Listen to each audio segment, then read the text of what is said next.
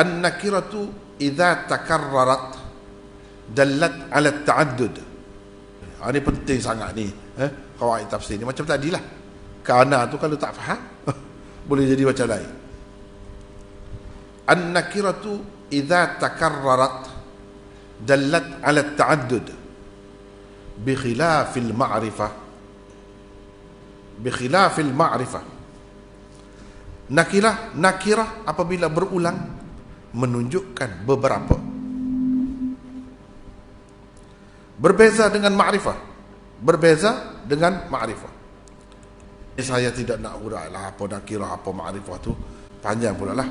Faham-fahamlah. Kalau tak faham pun terimalah. Setakat mana yang boleh. Gitulah. Keterangan. Mana-mana isim apabila disebut dua kali atau berulang kali, ia tidak akan terlepas daripada 4 keadaan berikut. Nampak ringkas lah, tapi nak faham, kalau faham ni, luas, sangat besar maknanya. Mana-mana isim lah apabila disebut dua kali atau berulang kali dalam ayat yang sama ke ayat dekat-dekat dia, bersambung, tak boleh lari daripada 4 keadaan ni. 4 keadaan ni tak boleh lari. Ingat itu. 1. Isim ma'rifah disebut 2 kali atau berulang kali. Pada kedua kalinya ia disebutkan dalam bentuk ma'rifah. 1 keadaan. 2 kali sebut, kedua-duanya ma'rifah. Perkataan sama lah, perkataan sama. Nombor 2, isim nakirah disebut 2 kali atau berulang kali. Mana tidak mesti 2 kali, mungkin 3 kali. Pada kedua kalinya ia disebutkan dalam bentuk nakirah. Perkataan yang sama tu nakirah kedua. 3, mula-mula disebut dalam bentuk ma'rifah, kemudian disebut dalam bentuk nakirah. Itu nombor 3. Nombor 4, mula-mula disebut dalam bentuk nakirah, kemudian disebut dalam bentuk ma'rifah. Ini 4 keadaan ni tak boleh lagi. Kena perhati, itulah kena ingat. Ni macam mana? Masuk dalam bahagian mana? Jika sesuatu isim ma'rifah disebut dan diulangi 2 kali dalam ayat, maka pada kebiasaannya, bukan mesti, kebiasaannya, isim ma'rifah kedua adalah isim ma'rifah yang pertama juga. Maknanya kalau orang sama, kalau benda sama, gitu maksudnya. Habis 1. Jika sesuatu isim nakirah disebut dan diulangi 2 kali dalam ayat, maka biasanya isim nakirah kedua lain daripada nakirah yang pertama. Menunjukkan ini benda lain, ini lain. Beberapa lah ada tu. Kalau orang ada beberapa orang, kalau benda beberapa lain, bukan sama. Inilah maksud ini yang kedua. An-nakirah idza takarrarat dallat ala ta'addud. Nakirah kalau berulang ia menunjukkan beberapa, bukan benda yang sama. Bi khilafil ma'rifah, berbeza dengan ma'rifah. Sebab kalau ma'rifah berulang, tadi ma'rifah dah, perkataan yang sama, ma'rifah pula, mana orang sama, bukan lain, bukan beberapa. Duduk situlah kaedahnya. Jika isim mula-mula disebut dalam bentuk nakirah, kemudian baru disebut dalam bentuk ma'rifah, maka yang disebut kemudian dalam bentuk ma'rifah itu tidak lain isim nakirah pertama jua. Dan jika sesuatu isim mula-mula disebut dalam bentuk ma'rifah, kemudian baru disebut dalam bentuk nakirah, maka dalam keadaan ini penentuan hendaklah dibuat berdasarkan qarinah, yang petunjuk yang ada dalam ayat tu. Kalau macam ni kena tengok qarinah. Qarinah nak macam mana? Peringatan. Hukum-hukum yang diberikan untuk 4 keadaan isim di atas adalah berdasarkan kebiasaan dan kebanyakannya, bukan mesti. Nanti kalau ada ketikanya macam lain, jangan kata kaedah tak lengkap lah. Ini kaedah, orang panggil kaedah aghlabiyah. Yang ini mengikut kebiasaan, kebanyakan. Bukanlah ia suatu yang mesti. dan tidak dapat tidak. Kadang-kadang kerana adanya qarinah-qarinah tertentu, hukumnya lain daripada apa yang diberikan tadi. Lain daripada apa yang diberikan tadi. Baik, contoh-contoh. Sekarang ini kita nak pergi kepada contoh. Satu contoh aplikasi isim dalam bentuk pertama, iaitu isim ma'rifah disebut 2 kali di dalam ayat, dan pada kedua kalinya ia digunakan dalam bentuk ma'rifah, ialah firman Allah berikut. Ini dua-dua disebut ma'rifah. Apa makna?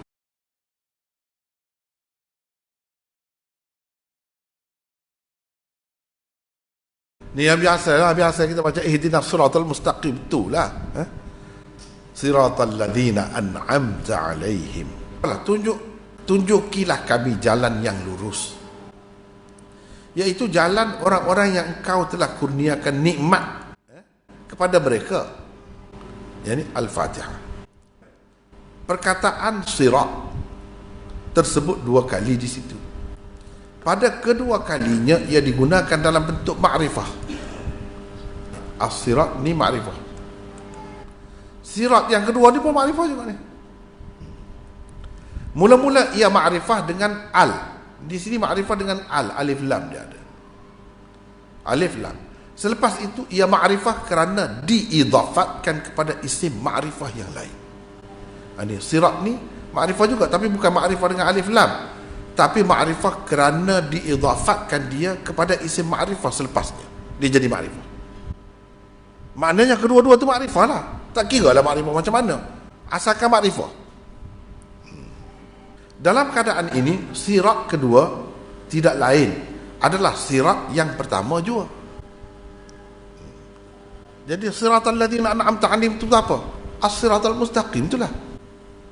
As-siratal mustaqim itu apa? Siratal ladzina an'amta 'alaihim. Benda yang sama. Itu kalau kedua-duanya ma'rifah. Jangan anggap benda lain. Duduk cari benda lain pula. Siratal ladzina an'amta 'alaihim ni apa pula namanya?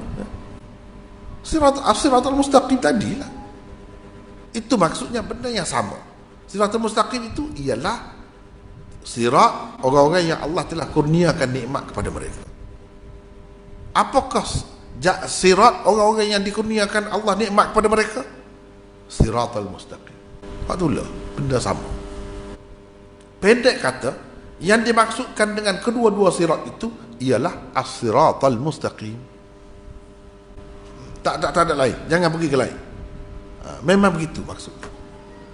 Yang kedua,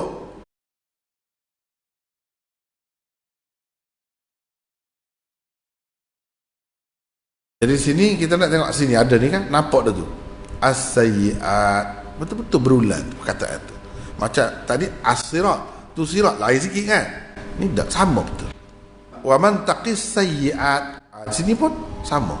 As-sayyi'at di sini maksudnya balasan kejahatan yang dilakukan oleh mereka yang tersebut dahulu di dalam ayat di atas. Itulah juga as-sayyi'at yang tersebut selepasnya, bukan benda lain.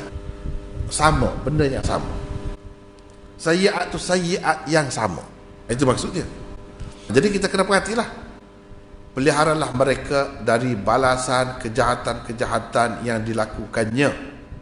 Ini pun balasan kejahatan yang dilakukannya, mana benda sama. Katakanlah kejahatan tu kejahatan apa kita kata, merompok. Ini pun sama. Kejahatan itulah yang diminta perlindungan, tu diminta dijauhi supaya Allah menjauhkan kita daripadanya. Maknanya benda yang sama. Kalau katalah perzinaan, as-sayyi'at itu, ataupun banyak jenis, sebab banyak tu as-sayyi'at tu, kejahatan tu banyak lah. Kita bagilah senarai. Yang ada dalam senarai itu semua tu juga yang disebutkan kemudian. Maknanya yang disebut kemudian tu tidak lain, senarai yang disebut tadilah juga. Itu maksud dia. Tidak benda lain. Mana tak terkeluar daripada yang telah disebut, yang dikehendaki sebanyak mana, sebanyak tu lah. Itu maksud dia. Kalau kedua-dua isim itu ma'rifah, yang diulangi itu sama bentuk dia, ataupun maksudnya ma'rifah lah, tidak mesti sama bentuk betul-betul, sama-sama ma'rifah. Begitulah maksudnya. Contoh aplikasi isim dalam bentuk kedua, iaitu isim nakirah disebut 2 kali atau berulang kali. Setiap kali disebut ia disebutkan dalam bentuk nakirah adalah firman Allah berikut.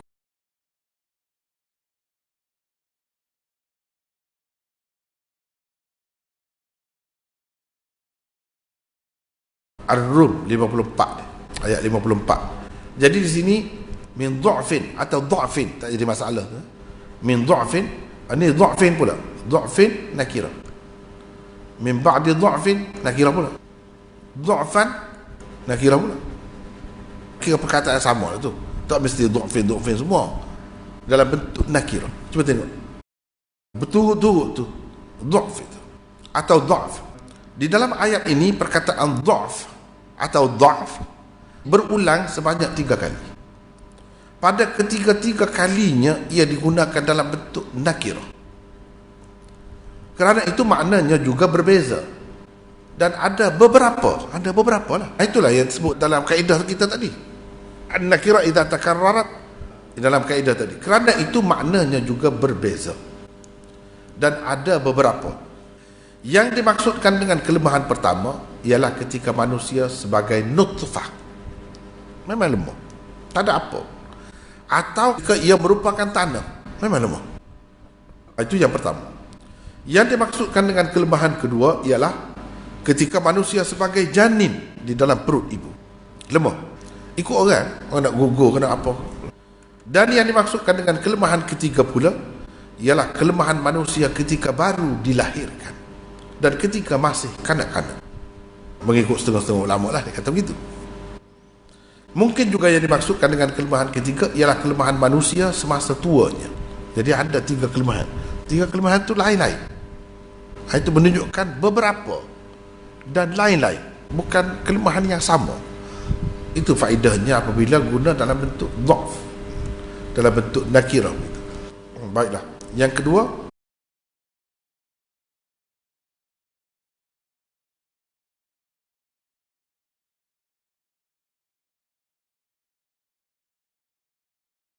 nafsun nakirah, nafsin nakirah. 2 nakirah berulang. Orang tak kira baris, itu baris depan, itu baris bawah, tak kira baris, kira dia tu isim nakirah. Sekarang ni sudah ada 2 nakirah. Jadi nafs yang pertama, diri yang pertama itu lain daripada nafs yang kedua. Mana diri yang kedua. Kalau katakanlah diri yang pertama tu ayah, maka diri yang kedua anak, atau sebaliknya. Bukan orang sama. Bukan orang sama. Itu maksudnya. Perkataan nafs diulang sebanyak 2 kali di dalam ayat di atas. Pada kedua kalinya ia disebutkan dalam bentuk nakirah. Dari itu difahami bahawa nafs kedua lain hakikatnya daripada hakikat nafs yang pertama. Mana sebagai contoh tadilah, kalau nafs yang pertama tu ayah, mana nafs yang kedua anak. Mana ayah tak boleh buat apa, tak boleh nak bagi tebusan, tak boleh nak ganti anak dia untuk menerima azab apa, tak boleh buat apa. Itu maksud dia, lain-lain. Sebab itu digunakan dalam bentuk nafs. Itu faedah apabila berulang 2 nakirah. Inilah yang termasuk dalam, sama juga dhaf tadi berulang, nakirah berulang. Itulah yang dimaksudkan dalam kaedah ni. An-nakirah idza takarrarat dallat 'ala at-ta'addud. Menunjukkan kelainan, menunjukkan beberapa ada tu. Kalau diri bukan satu diri, 2 diri yang berbeza. Itu maksud. Contoh aplikasi isim dalam bentuk ketiga, iaitu apabila sesuatu isim. Jadi ini kan, kalau nak sebut isim apa pun tak tahu, susahlah kan. Kena ada asas nak tahu benda ni. Asas bahasa lah. Mula-mula disebut dalam bentuk nakirah, kemudian baru disebut dalam bentuk makrifah. Mula-mula sebut makrifah, perkataan sama lah. Ialah, ni contohnya.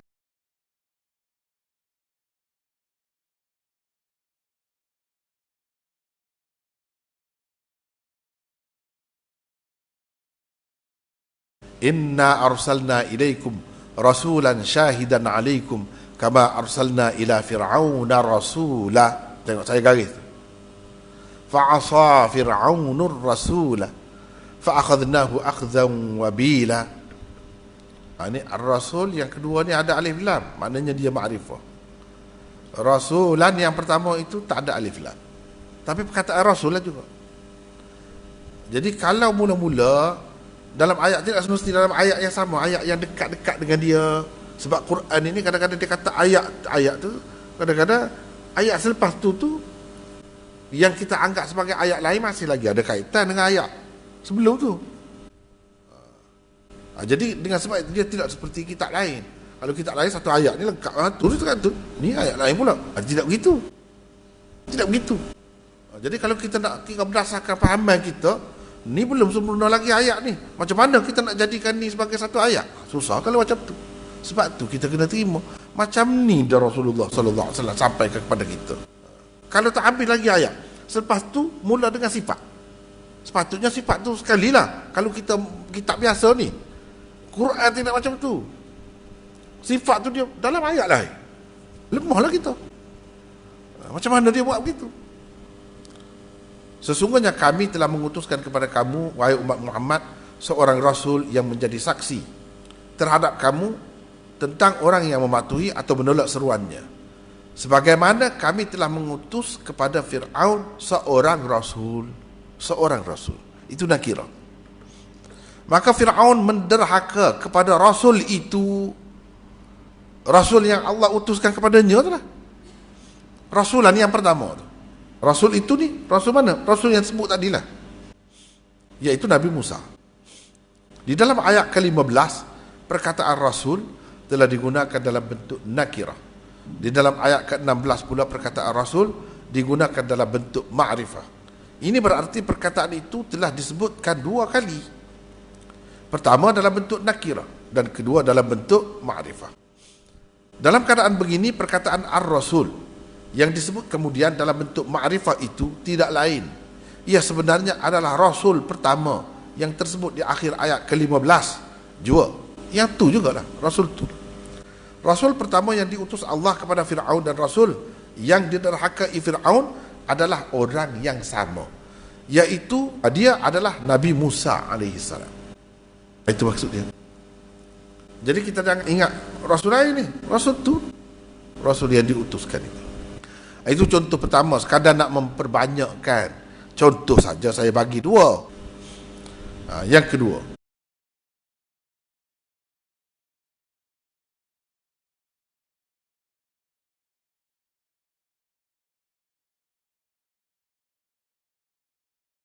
وَلَمَنِ انْتَصَرَ بَعْدَ ظُلْمِهِ فَأُولَئِكَ مَا عَلَيْهِمْ مِنْ سَبِيلٍ إِنَّمَا السَّبِيلُ عَلَى الَّذِينَ يَظْلِمُونَ النَّاسِ وَيَبْغُونَ فِي الْأَرْضِ بِغَيْرِ الْحَقِّ أُولَئِكَ لَهُمْ عَذَابٌ أَلِيمٌ. Kalau kita cari, mana perkataan sama yang berulang? Satu, sabil. فَأُولَئِكَ مَا عَلَيْهِمْ مِنْ سَبِيلٍ. Yang pertama. Mana mula-mula sebut nakirah. Innamas sabilu. Ni sabil yang kedua. Lepas tu dalam bentuk ma'rifah. Ma'rifah lah ni. Jadi maknanya sabil yang pertama tu adalah sabil yang kedua. Sabil yang kedua ni sabil yang pertama tu. Itu maksudnya. Bukan sabil lain. Bukan jalan lain. Tapi sini bukan makna jalan pun. Dan sesungguhnya orang yang bertindak membela diri setelah dia dizalimi, maka mereka yang demikian keadaannya, tidak ada sebarang jalan hendak menyalahkan mereka. Tak ada jalan untuk kita salahkan mereka. Sebab apa? Dia menuntut bela, bertindak balas. Lepas tu ayat selepas tu, sesungguhnya jalan hanyalah jalan untuk menyalahkan, maksudnya barulah ada jalan. Kalau kita nak menyalahkan pun hanyalah terhadap orang-orang yang melakukan kezaliman kepada manusia dan bermaharajalela di muka bumi dengan tiada sebarang alasan yang benar. Itu barulah boleh kita salahkan. Ni kalau orang menuntut bela, orang nak bela diri, mempertahankan diri, kita tak boleh salahkan dia. Walaupun dengan sebab dia nak bela diri tu terkena kawan tu sampai mati, katakanlah, tak boleh kita salahkan dia. Jalan tu makna jalan untuk menyalahkan, untuk kita kata. Jadi boleh kita kata, tak boleh kata. Orang yang menuntut bela, orang yang bertindak balas, itu tak boleh kita salahkan dia. Terdapat dua kali sabil di dalam dua ayat di atas. Di dalam ayat ke-41 ia digunakan dalam bentuk nakirah. Di dalam ayat ke-42 pula ia digunakan dalam bentuk ma'rifah, as-sabil. Pada hakikatnya perkataan as-sabil yang disebut di dalam ayat ke-42 dalam bentuk ma'rifah itu tidak lain, ia sebenarnya adalah sabil yang tersebut di akhir ayat ke-41 juga. Makna kedua-duanya adalah sama. Itu maksudnya. Kemudian contoh aplikasi isim dalam bentuk keempat, iaitu apabila sesuatu isim mula-mula disebut dalam bentuk ma'rifah, kemudian baru disebut dalam bentuk nakirah, ialah satu.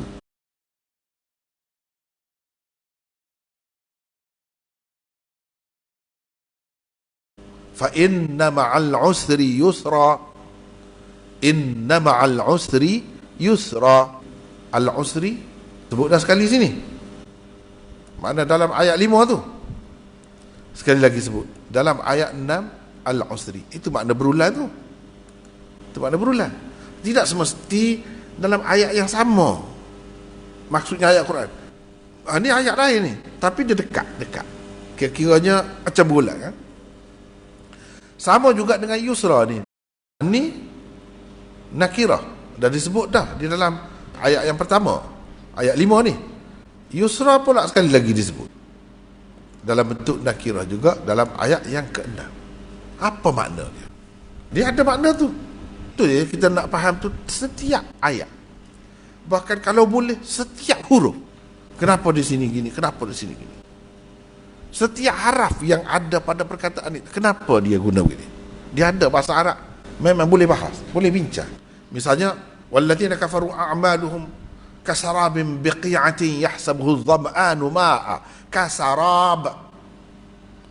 Amalan orang kafir ini seperti sarab. Sarab, fata morgana, alang-alang. Dari jauh, tiga batu kita tengok sana nampak macam air. Hatta idza ja'ahu lam yajidhu syai'an. Bila berlari-lari penat pergi sana, tak ada pun air. Itu perbandingan amalan orang kafir. Dia buat kebajikan, dia derma, dia bagi sumbangan sana sini. Nampak zahir macam ada faedah lah. Memanglah dari segi dunia tak ada faedah. Di sisi Allah tak ada nilai. Cuba tengok. Kasarabin, sarab. Apa makna? Fata morgana. Lawan dia syarab, minuman, air minuman. Sin, tak ada air. Syarab memang air yang boleh diminum. Shin dengan sin beza. Sampai begitu. Mana tiap-tiap satu huruf tu ada makna. Dan kenapa shin tidak sin? Shin memberi apa makna? Sin memberi apa makna?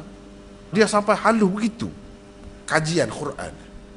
Benda ni boleh kita lihat dalam tafsir-tafsir, dalam kajian-kajian tentang Quran. Kalau kita ada kemampuan boleh tengok. Daripada dulu sampai sekarang tak henti orang buat kajian. Benda-benda macam ni. Kalau kita jauhkan air dengan fata morgana, jauh. Ni sarab sebab nak syarab. Nak syarab dapat sarab. Dekat. Kan keliru, nampak macam sama, tapi hakikatnya tak sama. Hakikatnya tak sama. Nampak sama dari jauh. Nampak dapat hasil lah, ada faedah lah, boleh pahala lah.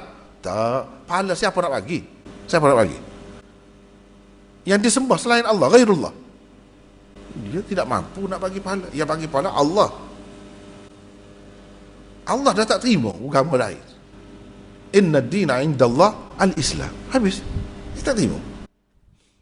Seperti kita beli tiket. Kita beli tiket. Beli tiket. Kenapa tak bagi naik? Saya naik kapal terbang. Tiket awak lain. Ini bukan kapal terbang ni. Tak boleh naik. Macam tu. Bahawa sesungguhnya tiap-tiap kesukaran disertai kemudahan. Sekali lagi ditegaskan bahawa sesungguhnya tiap-tiap kesukaran disertai kemudahan. Asy-Syarh atau Al-Insyirah ayat 5 hingga 6. Di dalam dua ayat di atas perkataan al-usr disebut dua kali. Pada kedua-dua kalinya ia disebut dalam bentuk ma'rifah. Al-usr ba'da alif lam. Begitu juga dengan perkataan yusra, ia juga disebut dua kali. Pada kedua-dua kalinya ia disebut dalam bentuk nakirah. Maka berdasarkan kaedah, ke-58 yang sedang dipelajari sekarang. Al-usr, kesukaran. Kedua, yang tersebut di dalam ayat ke-6 tidak lain adalah al-usr, kesukaran pertama yang tersebut di dalam ayat ke-5 sebelumnya. Kesukaran itu kesukaran sama. Yusran, kemudahan kedua yang tersebut di dalam ayat ke-6 pula adalah lain daripada yusran, kemudahan pertama yang tersebut di dalam ayat ke-5 sebelumnya. Yusran ini lain, kemudahan lain, bukan kemudahan yang sama.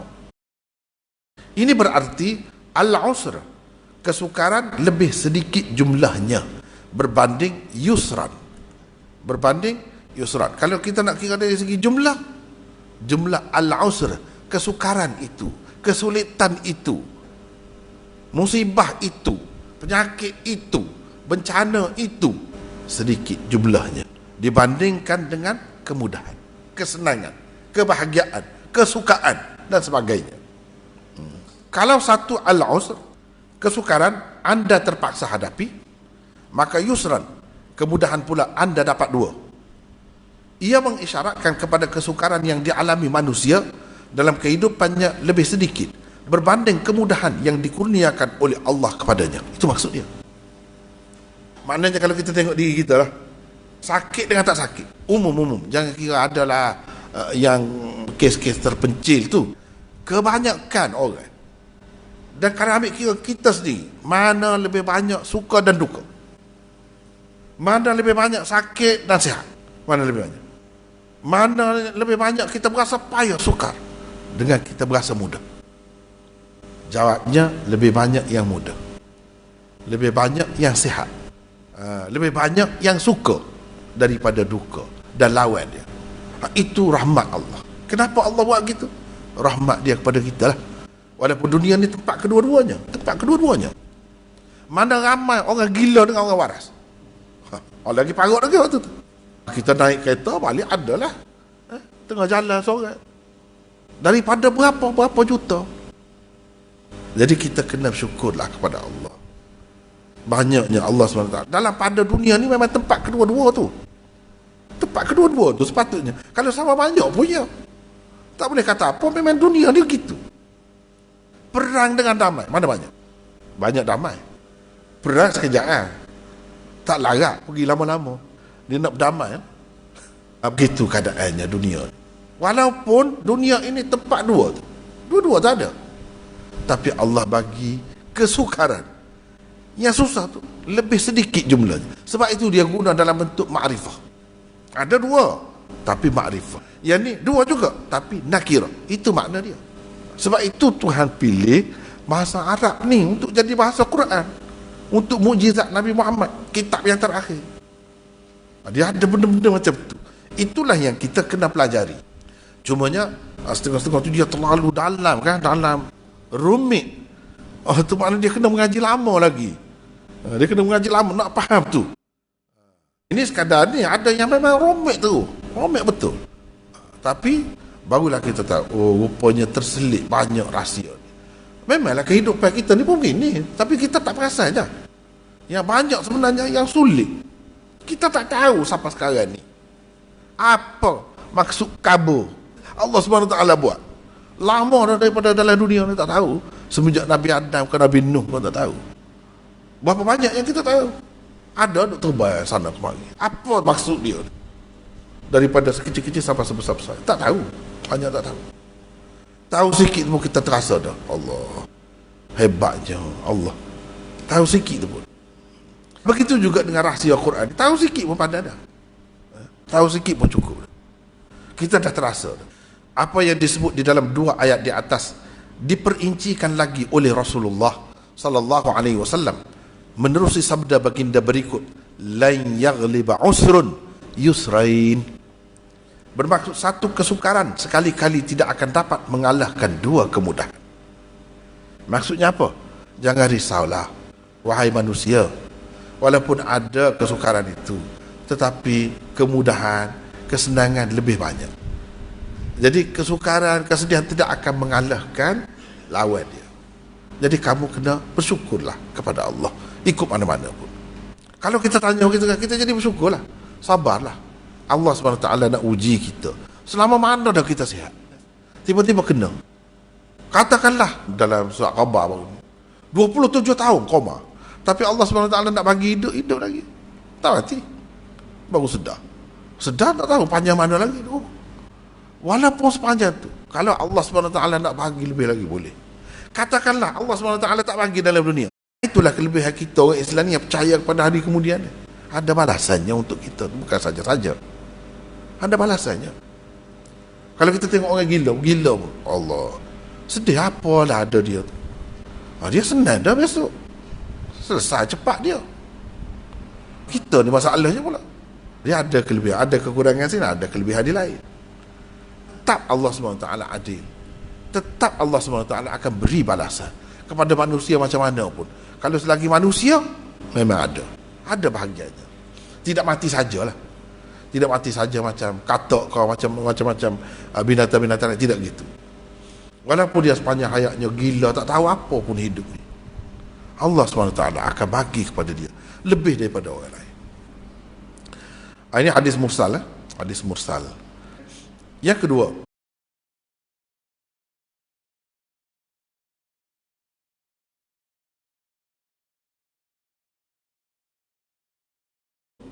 walaqad atayna Musa al-huda wa awrathna bani Israil al-kitab hudan wa dhikra li ulil albab. Ni al-huda yang pertama. Al-huda yang pertama dalam bentuk ma'rifah. Ini yang pertama dalam bentuk ma'rifah. Hudan, ini hudan itulah dalam bentuk nakirah. Mula-mula sebut ma'rifah, lepas tu sebut nakirah. Apa makna? Dan demi sesungguhnya kami telah memberikan kepada Nabi Musa hidayat, petunjuk, dan kami berikan kaum Bani Israel mewarisi kitab Taurat sebagai hidayat, petunjuk, dan peringatan bagi orang-orang yang berakal sempurna. Cuba tengok perkataan al-huda di dalam ayat 53 telah digunakan dalam bentuk ma'rifah. Di permulaan ayat 54 pula ia disebut sekali lagi, tetapi dalam bentuk nakirah, hudan. Perkataan al-huda di dalam ayat ini merupakan dua entiti yang berbeza. Yang pertama berarti mukjizat. Kami berikan kepada Musa al-huda. Apa al-huda tu? Mukjizat maksudnya, hidayat, petunjuk. Yang pertama berarti mukjizat. Suhuf ni helaian kitab dan syariat. Dari segi i'rabnya, ia di-i'rab sebagai maf'ul bihi bagi ataina. Walaqad ataina Musa al-huda. Ataina maf'ul kepada dua maf'ul, mutaaddi kepada dua maf'ul. Musa maf'ul yang pertama, al-huda maf'ul yang kedua. Sementara yang kedua pula adalah hudan. Ia berarti petunjuk. Dari segi i'rabnya pula ia menjadi maf'ul li ajlih bagi awrathna. Boleh juga ia di-i'rab sebagai hal dengan ta'wil masdar. Maknanya dari segi i'rab pun lain, maka dari segi makna pun lain.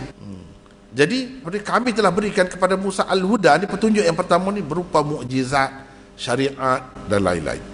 Kami jadikan Bani Israel mewarisi kitab itu hudan. Dia berkait dengan kitab, bukan berkait dengan hudan yang pertama. Hudan yang pertama tu lain. Hudan yang kedua ni berkait dengan kitab tu, sifat kitab tu. Kitab itu memberi petunjuk. Maknanya hudan yang lain lah, bukan yang pertama tadi. Itu maksudnya. Telah pun disebutkan sebelum ini bahawa bentuk keempat iaitu apabila sesuatu isim mula-mula disebut dalam bentuk ma'rifah. Ini bentuk keempat ni, berulang isim nakirah, tapi dalam bentuk keempat. Bentuk keempat ni apa maksudnya? Iaitu apabila sesuatu isim mula-mula disebut dalam bentuk ma'rifah. Mula-mula sebut ma'rifah dulu, kemudian baru disebut dalam bentuk nakirah. Perkataan yang sama, bergantung kepada qarinah, yakni petunjuk yang ada dalam ayat, untuk menentukan sama ada hakikat yang kedua sama dengan hakikat yang pertama atau tidak. Dia perlu kepada qarinah ni kalau keadaan macam.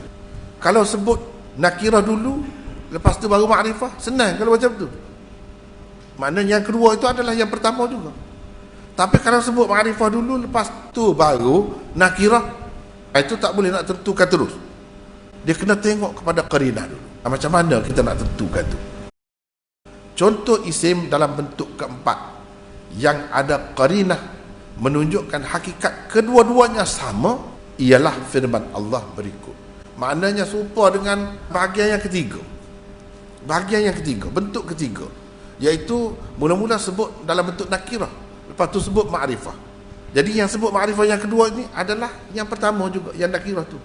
Jadi yang ni sebut ma'rifah dulu, lepas tu nakirah. Tetapi yang nakirah sebut kemudian ni adalah benda yang sama juga dengan ma'rifah yang disebut dahulu.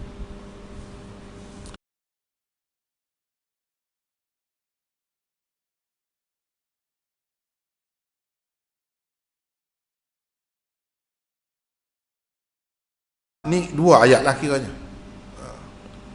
Al-Quran yang pertama. Ini ma'rifah. Ada alif lam. Ma'rifah lah. Bila ada alif lam tu ma'rifah. Lepas tu ni yang pertama. Kita garis. Qur'anan Arabiyyan. Ni Quran juga. Perkataan yang sama. Cuma yang disebut mula-mula ni ma'rifah. Yang disebut kemudian, yang kedua tu nakirah.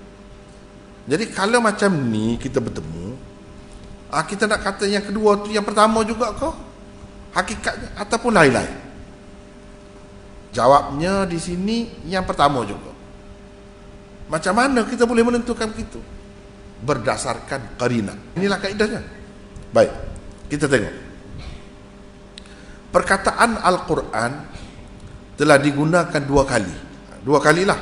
Mana tidak dalam satu ayat. Dua ayat pun tak jadi masalah. Sebab dia ada kaitan. Ada kaitan. Perkataan Al-Quran telah digunakan dua kali. Pada kali pertama, di dalam ayat ke-27, ia digunakan dalam bentuk ma'rifah.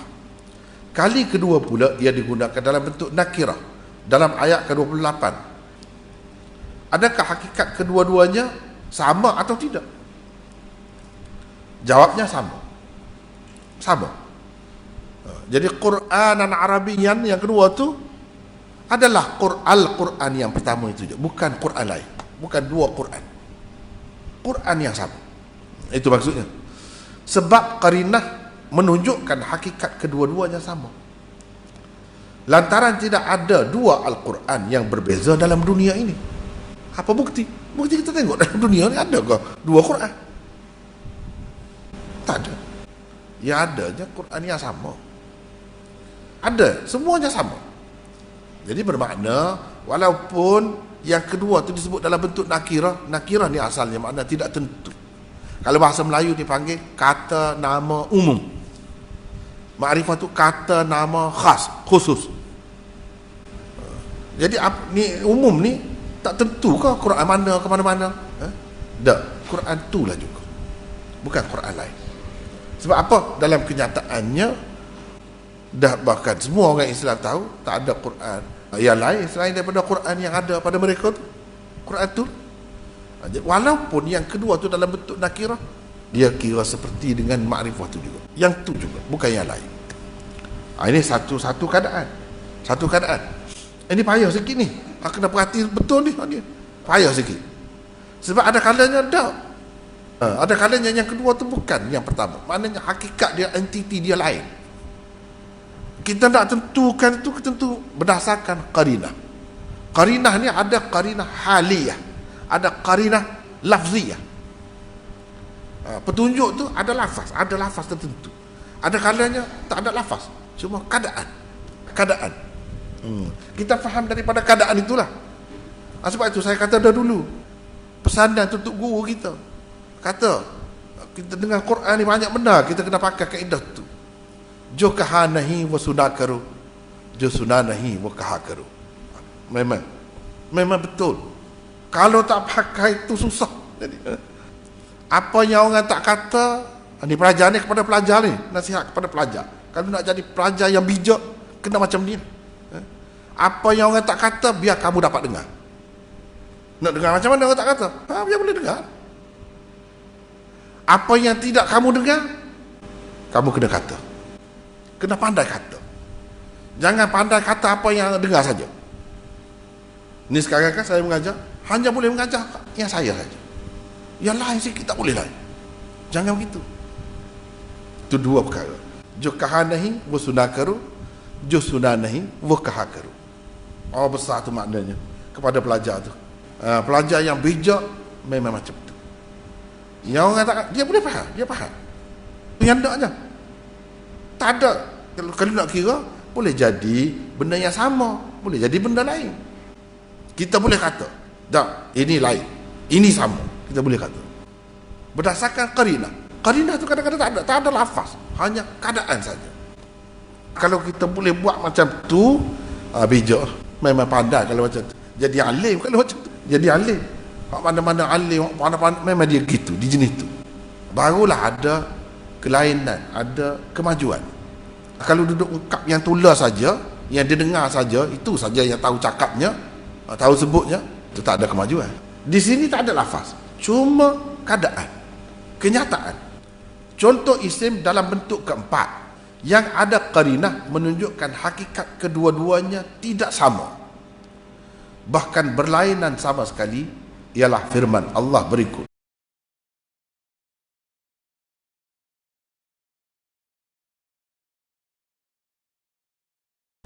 Dalam ayat ni ada dua perkataan yang sama. Mula-mula perkataan itu disebut dalam bentuk makrifah, as-sa'ah. Lepas tu ma labithu ghaira sa'ah. Sa'ah yang kedua tu dalam bentuk nakirah. Jadi kalau kita tengok yang tadi, yang kedua tu hakikatnya sama dengan yang pertama. Yang ni tak sama. Sebab tu kata bahagian yang keempat ni payah sikit. Ini tidak sama. Ini lain. Sebab sa'ah yang pertama maknanya kiamat. Sa'ah yang kedua makna saat. Detik. Mereka tidak tinggal di dunia dahulu kecuali sedetik saja. Sesaat saja. Terasanya bila pergi hari kiamat. Yang kita berasa lama-lama ni sekejap ya rupanya. Itu saat yang kedua dengan makna bahasa Melayu pun guna saat. Berapa saat? 3 saat.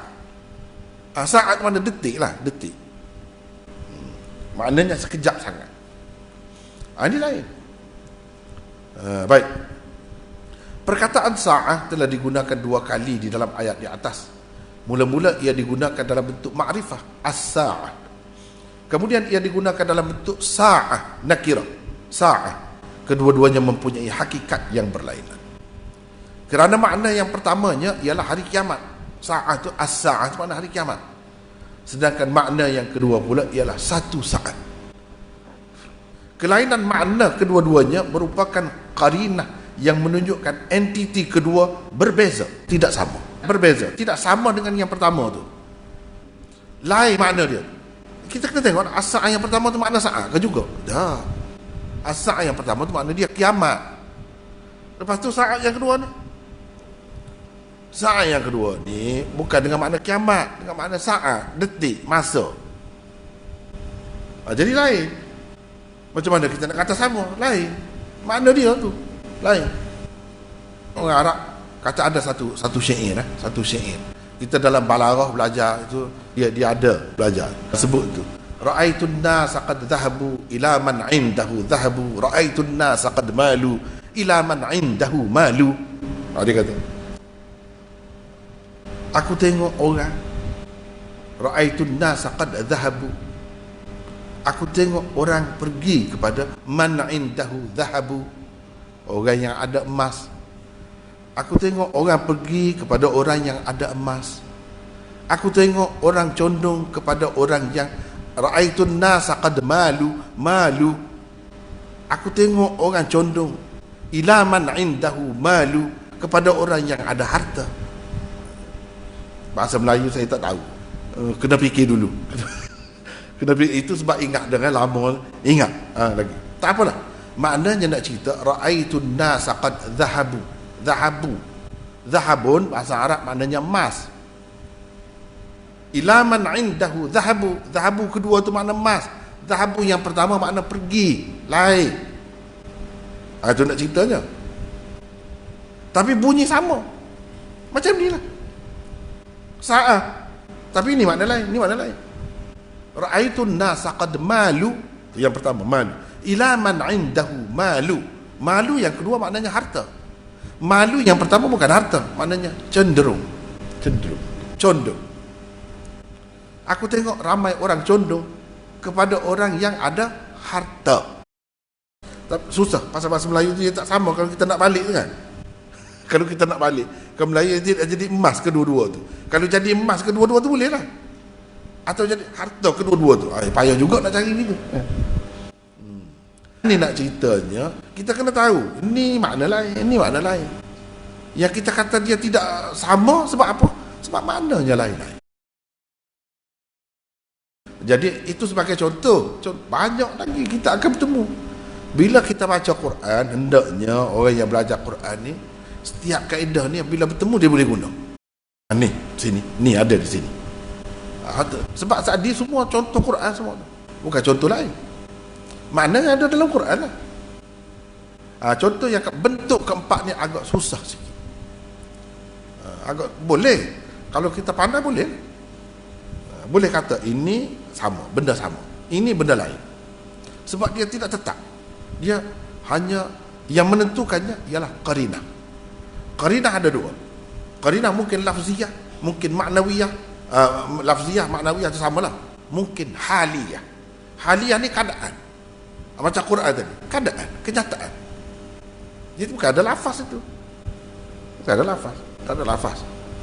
Tak boleh kita bezakan berdasarkan lafaz dia, tak boleh.